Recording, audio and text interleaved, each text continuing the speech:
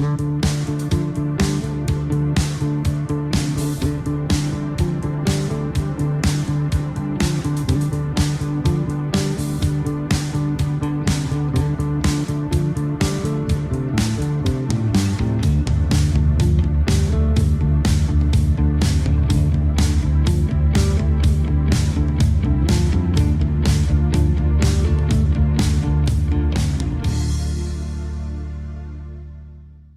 Stephanie Type 1. Here's the video that was voted on earlier today on new advances, possible cures, and technology for diabetes.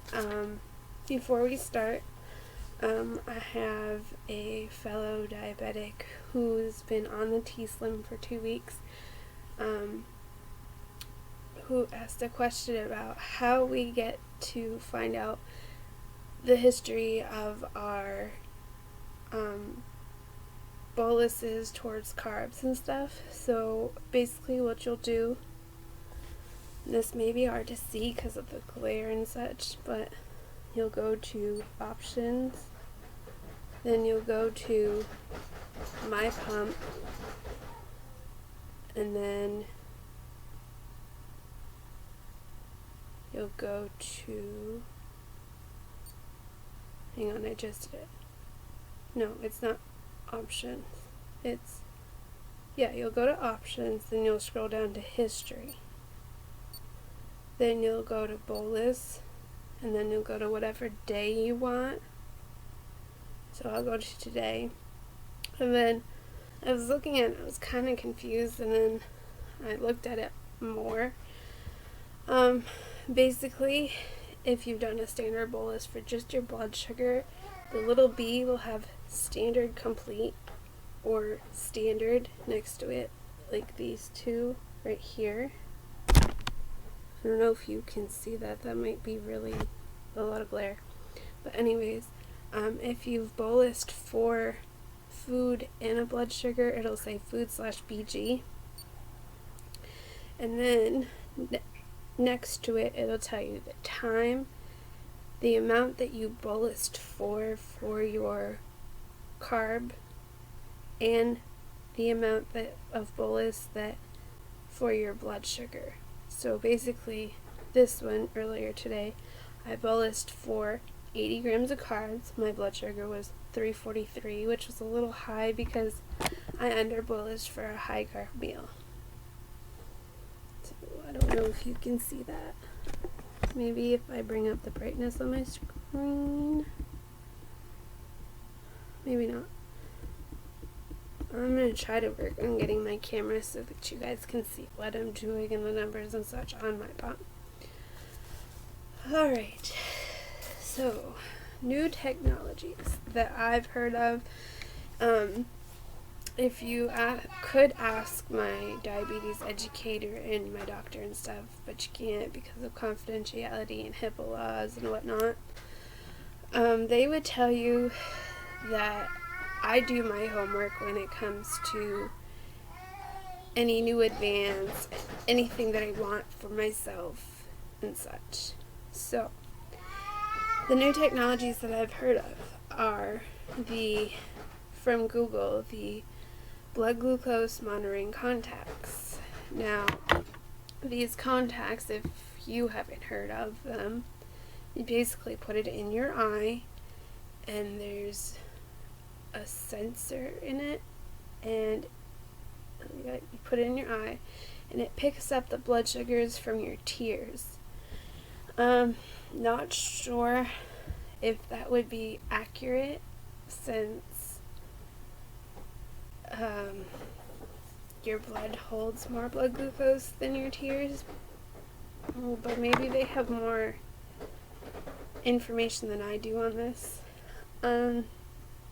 There's the blood glucose monitoring temporary tattoo, which I thought was pretty cool and would eliminate a lot of finger pricking, as would the contacts. I don't know too much on the temporary tattoo, but I really think that's awesome. Waterproof life vest for continuous glucose monitoring.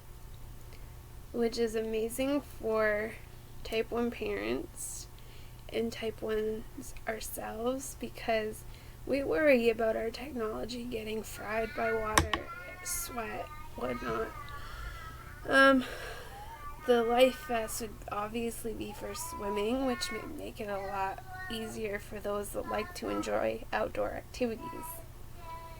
Another thing that I hadn't heard of, but I did my research earlier today, was called, I'm not sure how it's pronounced, either Quell or Quill, and it's a technology they're testing that's been put out there for neuropathy. It's basically it'll put out an electrical pulse to normalize the pain of neuropathy, to make it seem like it's not there, which I think is pretty cool, instead of having to take a pill for your pain. I'm not one that's big on pills. I hate pills. And then the Pocket Pal, which I really think is amazing, is a glucose monitor that holds the lancing device and 25 test strips in it, and basically you plug it into a smartphone and in order to change it, but it also holds your blood sugars, your insulin information, all this, that, and the other thing. And it gives the information to a loved one or a caregiver also. I think that's amazing because it eliminates having to carry a lot of stuff with us. And alright, on to the possible cures. One that has been on the scene for me since I became diabetic is the TB shot. This one seems to have high hopes. A few others that I've heard of and did some research on today were the implant. I'm not too sure about the implant. You have to change it once a year, which doesn't seem to be a cure for me. It may eliminate the testing and then giving of insulin and stuff, but you have to go in once a year to change it. It doesn't seem like a cure to me. Another one, which seems hopeful to me, is they have been studying 2 cancer meds, Gleevec and Sectif, I think it's called. And there's very little side effects with these meds. Gleevec has been used in leukemia and whatnot. And what they did is they tested mice with these medications that have already been approved by the FDA. So that took them off the side bench and put them right here so that they could do the testing right away. And what they did is they gave it to mice for a few months, then took them off it, and it basically eliminated their type 1 diabetes, and there was no reoccurrence of the diabetes at all, which I really hope works. And then there's another one that I read earlier today on Facebook. I only believe everything with an ounce. Is the BP med. I'm not sure what the BP med's name is. But again, having to take a pill all the time is not a cure. The shot, give it to me once and I'm cured. That's I could do. The cancer meds, take them for a couple months and then it's gone. That I could do. Implant, no, I can't do that. That's not a cure. But hopefully they find a cure and find it soon. So yeah, the day that type 1 diabetes is cured, I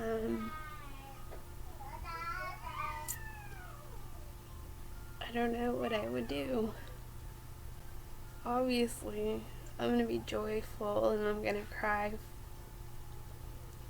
But, yeah.